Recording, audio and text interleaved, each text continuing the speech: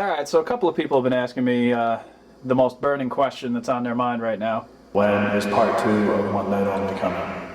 Well, yeah, I guess that's on people's minds too, but I'm talking about the Raven figure that I used in part 1. A few people were asking how I made it, and just, you know, I figured I might as well showcase it a little bit. So, basically what you're looking at, it's best of the pay-per-view Michael Cole Build-A-Figure series, Bret Hart figure. Pretty much through and through, except for the head. I molded the boots, like on here. I don't know if you can see, but just the tops of them. Like, you can kind of see a little bit of it. I molded that on and just, like, painted the whole thing black.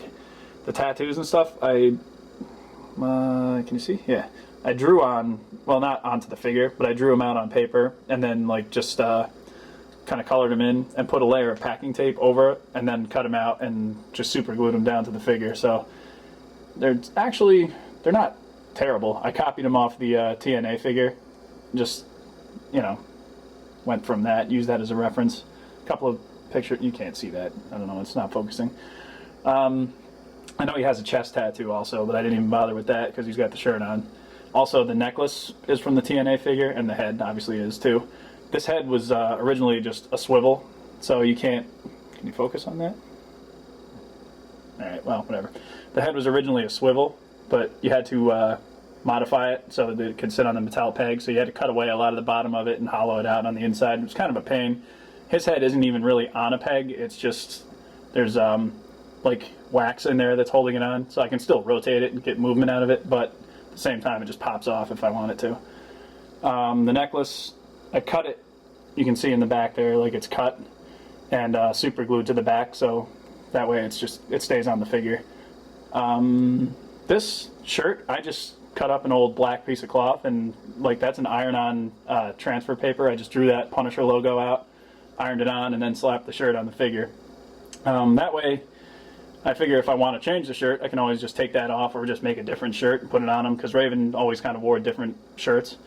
The elbow pads, I switched out from the ones I used in the video. I used like smaller ones from the basic Bret Hart figure in the video, but as I looked at more pictures and stuff of Raven, it turned out he wore like more pads like this style, so I switched them out. I guess that's basically it. I didn't really do much else to this figure. I do have the original Jakks Titantron Raven figure. He came with that plastic shirt that he would tie around his waist, and that fits on here. And it looks cool on a display, but like for animating, like it just probably would get in the way, so I didn't even bother using it. I know there's I think a Toy Biz Roddy Piper figure that comes with a jacket that would look really good on a Mattel figure, so I might try and pick that one up on eBay or something cheap. But that's basically it. It's a pretty simple custom. It took me a little while to do just because of all the work I had to do, like hollowing the head part and just getting it so it sits on the peg.